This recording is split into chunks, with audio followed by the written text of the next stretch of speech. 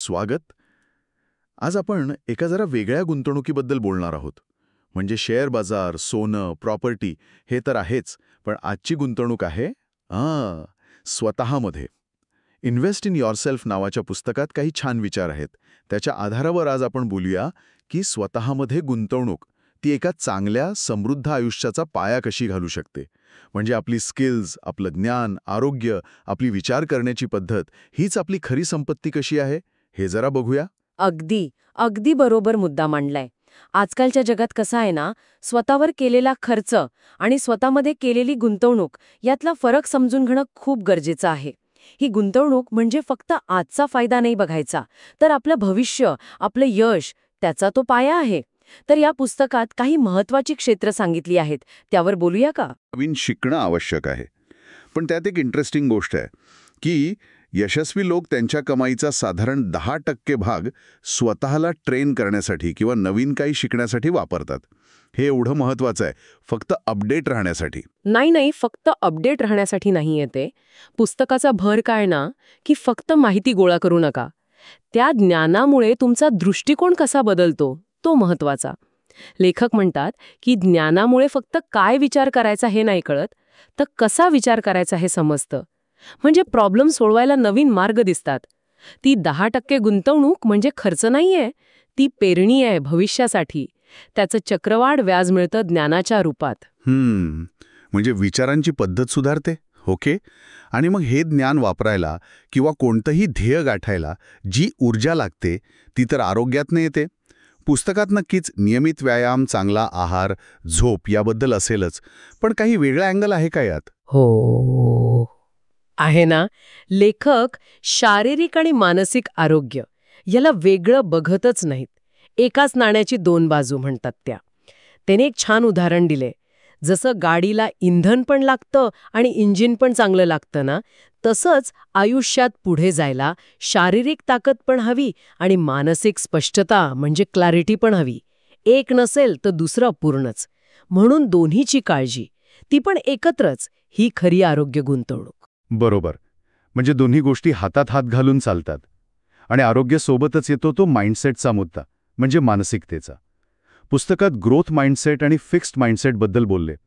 म्हणजे एकीकडे सतत शिकायची तयारी आणि दुसरीकडे मला सगळं येतं अशी वृत्ती. पण हे डेव्हलप कसं करायचं? म्हणजे ग्रोथ माइंडसेट आणायचा कसा? ती फक्त ठरवून नाही होत की मला ग्रोथ माइंडसेट हवाय. आधी स्वतःला ओळखायला लागतं. आपल्या मर्यादा काय आहेत, आपल्याला भीती कशाची वाटते, आपल्या विचार करण्याच्या सवयी काय आहेत, हे समजून घ्यावं लागतं. स्वतःला असे प्रामाणिक प्रश्न विचारायला हवेत की मी चॅलेंजेस का टाळतो, किंवा अपयश आलं की मी संधी का नाही बघू शकत त्यात.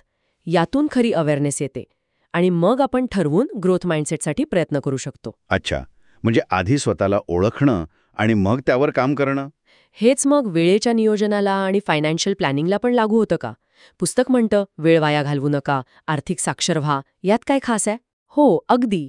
व्ययाबद्दल पुस्तक फक्त काय करायचं हे नाही सांगत, तर काय नाही करायचं यावर जास्त भर देतं. म्हणजे कोणत्या गोष्टींना नाही म्हणायचं हे शिकणं महत्वाचं आहे. कारण आपला वेळ लिमिटेड आहे. आणि आर्थिक बाबतीत बोलायचा तर केवळ आकडेवारी नाहीये ती बचत किंवा गुंतवणुकीची, तर पैशाकडे आपण बघतो कसं, तो दृष्टिकोन बदलायला हवा. पैसा हे फक्त एक साधन आहे, ध्येय नाही. आणि फायनान्शियल फ्रीडम म्हणजे फक्त खूप श्रीमंत होणं नाही, तर आपल्या वेळेवर आणि आपल्या निवडींवर आपलं नियंत्रण असणं. वेळेवर आणि निवडींवर नियंत्रण महत्वाचं आहे. आणि या सगळ्या प्रवासात आपण एकटे नसतो. नातेसंबंध, संवाद, कौशल्य याबद्दल काय म्हणतं पुस्तक? कारण चांगली माणसं सोबत नसतील तर यश पण अपूर्ण वाटू शकतं, नाही का? अगदी बरोबर. अगदी बरोबर. पुस्तक नात्यांना एक सपोर्ट सिस्टम म्हणूनच बघतं. पण त्यात एक अट आहे की नात्यांमध्ये सुद्धा गुंतवणूक लागते वेळेची आणि भावनांची. ती आपोआप टिकत नाहीत. आणि संवाद कौशल्यांबद्दल एक महत्वाचा मुद्दा आहे की फक्त चांगलं बोलणं म्हणजे कम्युनिकेशन नाही, तर समोरच्याला लक्ष देऊन ऐकणं, ज्याला आपण ॲक्टिव्ह लिसनिंग म्हणतो, ते जास्त महत्वाचं आहे. जेव्हा आपण इतरांना समजून घेतो तेव्हा विश्वास वाढतो आणि नाती अजून घट्ट होतात. ऐकणं महत्वाचं म्हणताय. आणि मग शेवटचे पण महत्वाचे मुद्दे, आत्मविश्वास आणि अपयशातून शिकणं.